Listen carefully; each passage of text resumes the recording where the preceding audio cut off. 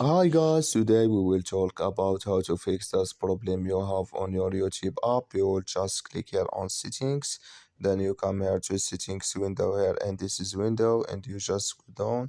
You will click here on apps, then you come to apps window and you just go down here to looking for YouTube app here and this is window.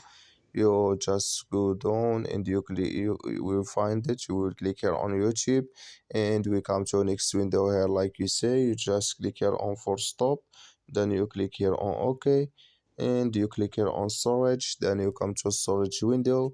You just click here on clear cache, then you click here on clear data, and you just turn off your Wi-Fi and turn on it, and it's going to work with you.